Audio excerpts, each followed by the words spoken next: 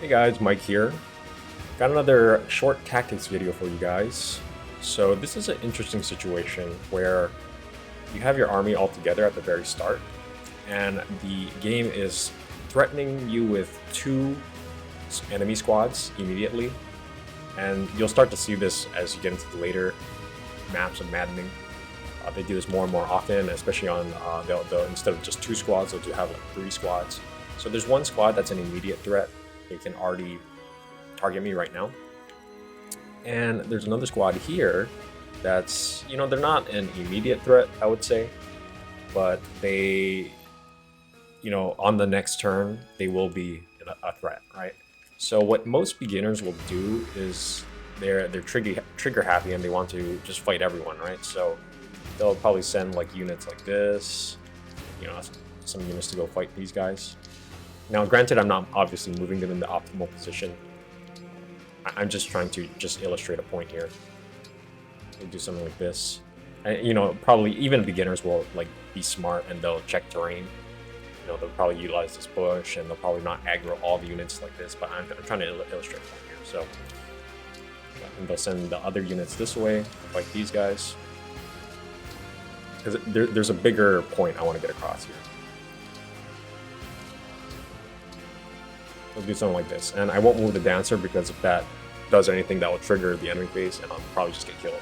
But okay, so I think this is actually all right on hard mode, but on Maddening this is not ideal because like you'll start fighting these guys, then you'll fight these guys, and then Gris might come in and stuff.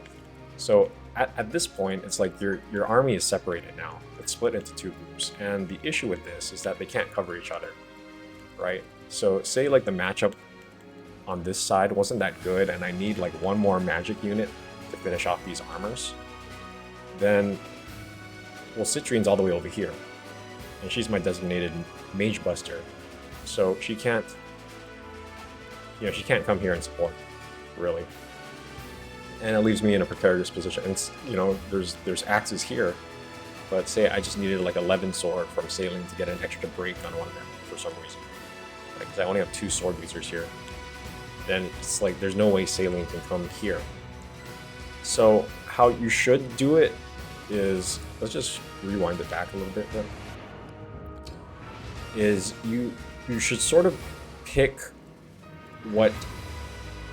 one group to deal with first, because once they're completely eliminated, then you can focus on the other group, right? And there's a couple ways to do it. You can say, okay, well, these guys won't even get to me next turn, so I'll just deal with these guys first, right? I'll maybe take out these 2 units on player phase and then tank these guys on enemy phase and maybe get some juicy mage counterattacks from somehow with a bond and shield formation, or however you want to deal with them, or just deal with them with player phase.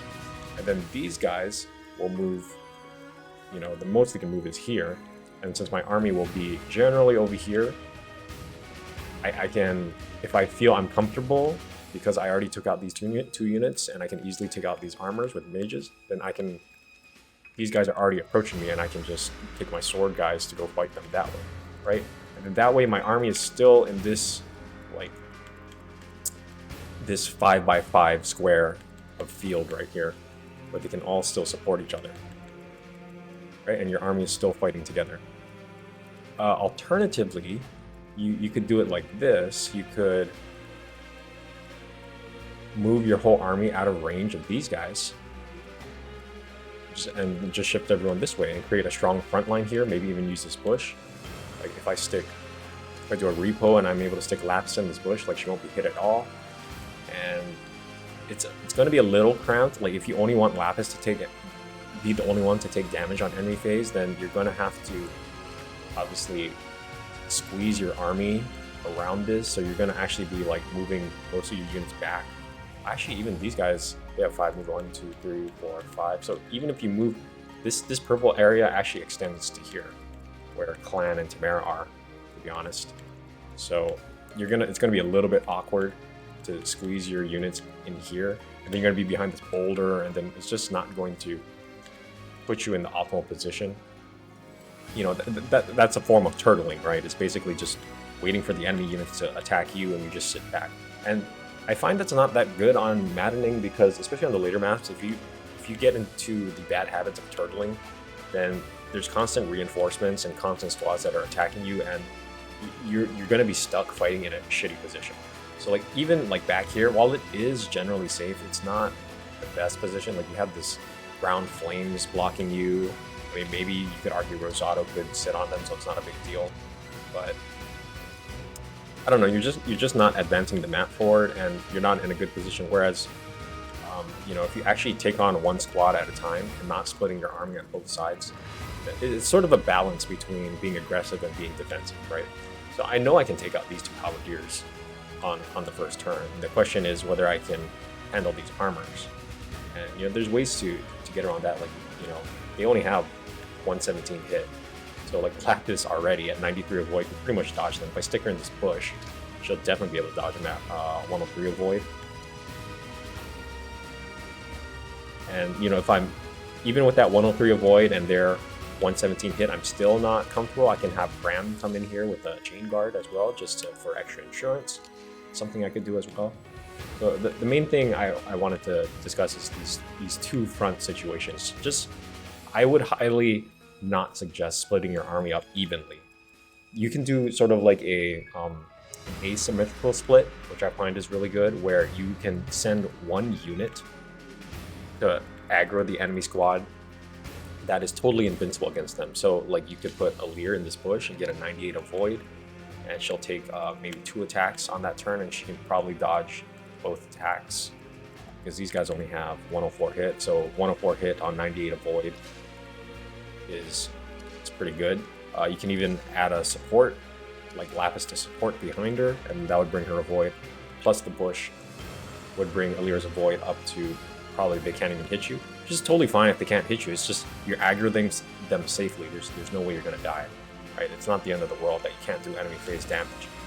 If they try to walk past you, they're gonna be surrounded, which is terrible for them, and you can just kill them easily, right? So like you could do like an asymmetrical split like this. Or instead of Alir, you could even put Lapis in this bush here, but you could do something like this. And then again, I'm not attacking the enemies, I'm not really optimizing my positioning, just doing something like this. Just to illustrate a point, right? That way because this flank is, like I have my whole army on this flank, it's extremely fortified, and I know with 100% certainty I can kill these units next turn, and it's going to be easy. And I know with 100% certainty, even though Alir is by herself, she will survive, right? And these guys will, if I have 100% avoid and they won't hit me, they'll just move past me, like onto these squares here, and then my army can flex back perfectly on the next turn to kill them. If Alir doesn't kill all of them. She probably won't, but it'll look something like this. And this way you still have your whole army is supporting each other, and Alir does not need support because with this bush she's overpowered, and it's just her speed and her avoid really is worked in her favor against this matchup. These berserkers have pretty terrible hit, at least compared to the other units. So, hope this gave some insight into fighting on multiple fronts. You know, if you really are going to split up your army, you have to do so in a way that it's guaranteed for you to win. So, something like this, an asymmetrical split, or it's always just safer to have your army move together, right? Because they can cover each other with their limited movement, and they can always, you know, help each other out. And only be sure if you send units off on their own to a different flank that they can fight on their own. You could even send a squad like this, where Bram could do a chain guard, and this is actually, I think, all right, because her avoid is actually pretty high. I mean, it is a little bit of a risk. 13 defense on the poison attack. I think she'll probably die still. She might survive with one hit. It doesn't matter. You know, you just have to be conscientious of how you're moving your army. And one big factor to that is understanding the move of your own units and how they can cover each other. So even Alfred here as a cavalry can flex back and cover a Lear as needed on the next turn.